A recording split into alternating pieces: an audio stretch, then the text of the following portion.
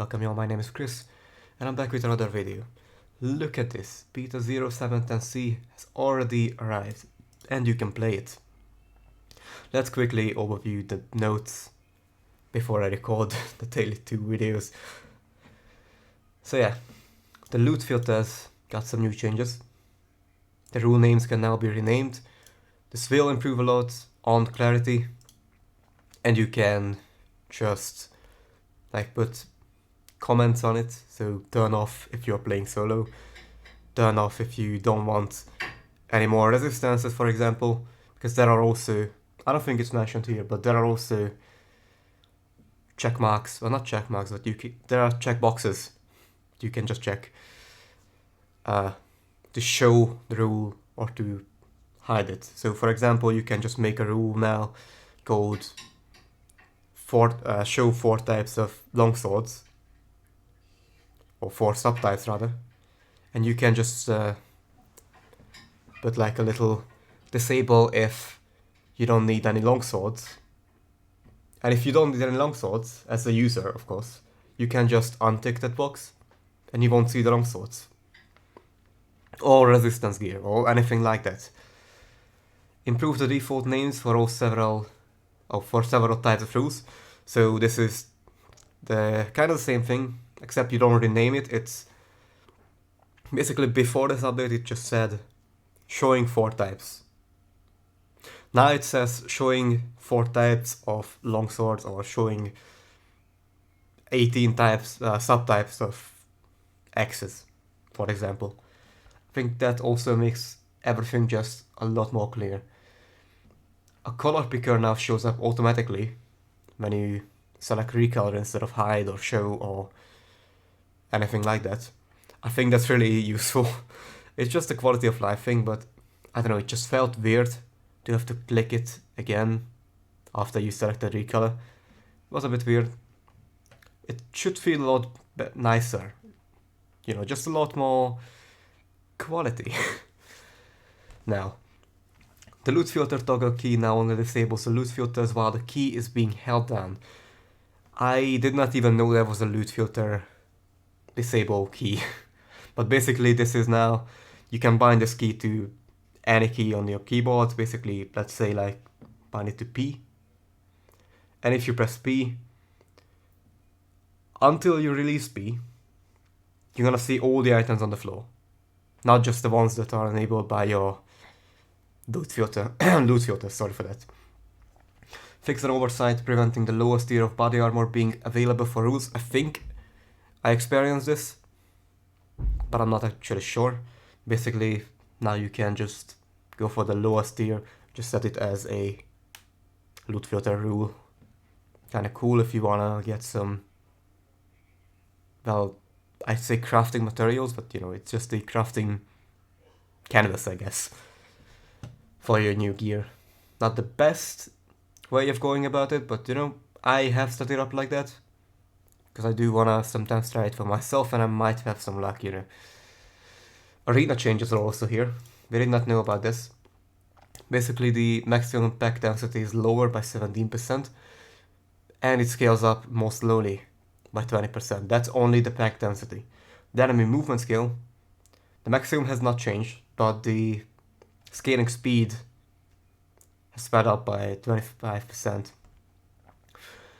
I mean, movement speed, I don't think it's gonna be that important for ranged people. It might be important for some people that, you know, have really fragile builds and cannot destroy anything before they reach them.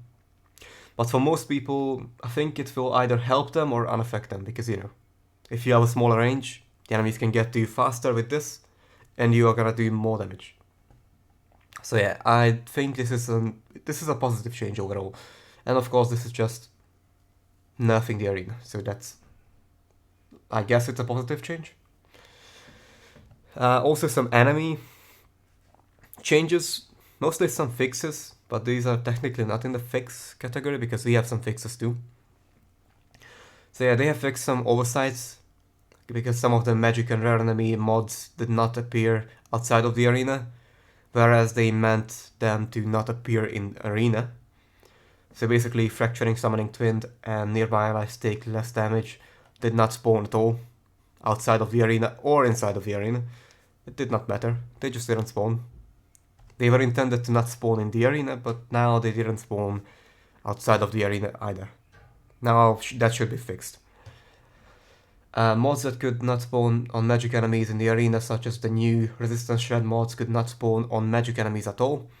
That was also changed and I guess fixed. Resistance shred mods cannot spawn on magic packs that have more than 4 enemies. I think that's a really good change, because you know, if a magic pack had like 6 or more enemies, but I mean technically speaking 5 or more enemies, that could have a lot more resistance shredding potential. I mean, before this patch they could only shred physical resistances, as far as I know. Actually, they shouldn't even spawn with that. But yeah, if they could have spawned with that, that would be really just... Well, how do I put this? It would feel bad for the player, I think, to just get, you know, just pull everything as you usually do, and then have like 6 of the enemies to just have, like for example, physical shreds on them, all of them, and just shred you down. I mean, the whole pack would just shred you down because of those 6 enemies. I mean, it still could happen, but with 4 enemies, that's a lot less resistance shredding. And of course a lot slower. Because, you know, 6 enemies attack a lot faster than 4 enemies. In total, of course. Revive after 2 seconds mod can no longer spawn in the arena. I think it was messing with the arena or something, or maybe just with the players. I have no idea. Seems like a good change. Giant crabs no longer appear in such large numbers in the monolith. We did see them a lot. I do remember that. Also, we saw the storm crawls, the ones that used to one-shot you before 0710. Yeah, that was not a fun time. I think they still appear very commonly and in large numbers. I have not tested it yet. I'm not at the end game with our video character, you know, the Werber, and I'm not playing it on stream currently. So, you know, we'll see. I think the Stormcrawlers might still be in large numbers, but you know what? We'll see. Fix an oversight where Void Horrors could not spawn in the endgame. As I was saying, I had not reached the endgame in 0710C. So, good change, but I did not experience it, so I can't really talk about that much. That much. Some skill changes also are here. Devouring Orb got changed. Basically, it has 1 less maximum point count in it. I mean, you can put 1 less maximum points in it. So 5 instead of 6. And it only grants void resistance instead of elemental resistance. I guess it was a bit too OP for the new system. I have no idea. Most likely it's just a balancing thing. You know, they tried to change it to the new system, but I guess it wasn't really working. So they are just changing it to void resistance. Seems like a reasonable change. Firebrand. Charring, kindling, and inflame nodes do not apply to all of your skills, aka globally. It just applies to your Firebrand skill itself, which was intended to apply to your Firebrand. So just a fix. Good thing. Just fixing up all things. I think this change, the items change, the only one, might be the best thing in the whole patch. Basically, they have upgraded the tier 6 and the tier 7 values of non-set resistance affixes.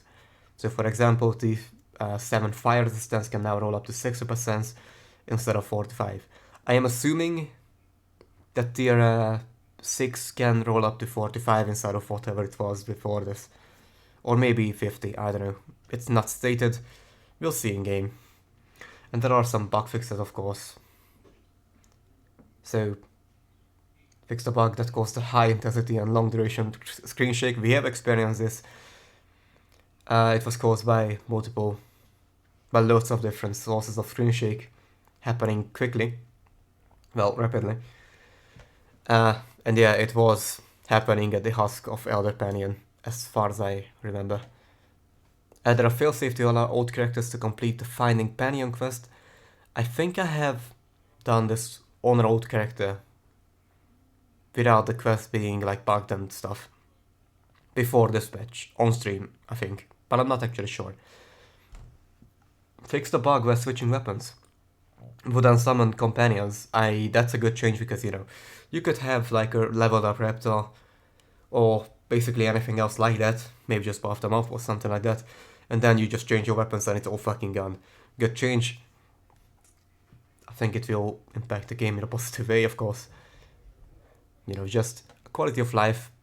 But it's not really just a quality of life, but it is also a quality of life change.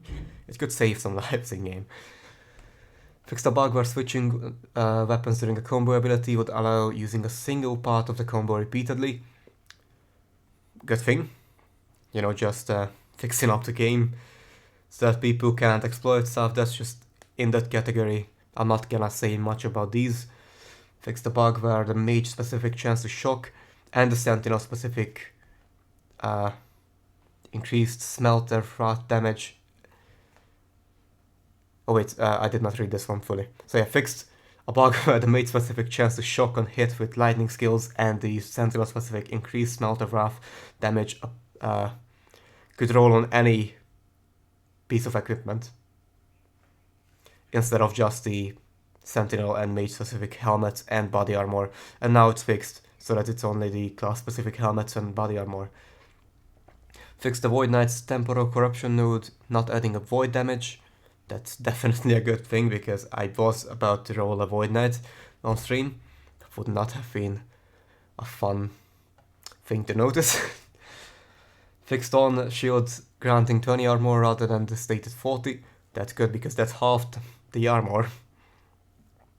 Fix a bug where Rive had a fire icon displayed in the skills panel despite not being able to acquire the fire tag.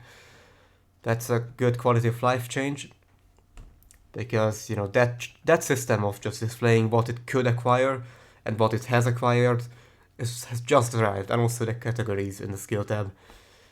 So yeah, that requires some fixing sometimes, you know, it's a new system, it's bound to have some bugs and just some misinformation sometimes. Clarified several Infernal Shade Node tooltips.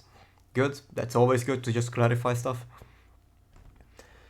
Fix some NPC floating above the ground in Last Archive. I have not seen that.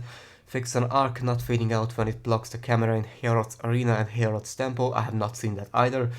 Fix NPCs having incorrect voice lines in the Echo of a World and Gladiator's Rest. I have not seen that either. Fix ragdoll forces being identical for all enemies of a given type, leading to less randomization. Kind of weird, but I guess it's a good fix. Fix Desert Skull not having outlines when moused over. I've not seen that, but I mean I might have seen it, but I have not recognized it. So yeah, loads of nice fixes. You know, fixing up the new patch. Always good to not have your, I don't know, like sentinel item have a mage affix on it or vice versa. Also, you know, the screen shake was a bit weird. My favorite change of all is this one, and of course the second one is the loot filter changes. Devouring Orb got nerfed a bit, as you can see. Firebrand was also, technically speaking, I mean the skill itself wasn't nerfed, but you no longer get the global fire damage, which wasn't never intended to happen, but you know, if you are using that, you can no longer do that. Enemies should now properly get their affixes outside of the arena. The arena scales a bit differently, and of course the loot filters were changed. I hope you like these changes, I hope you will try them out for yourself. Last Epoch is truly a great game, especially with these icons.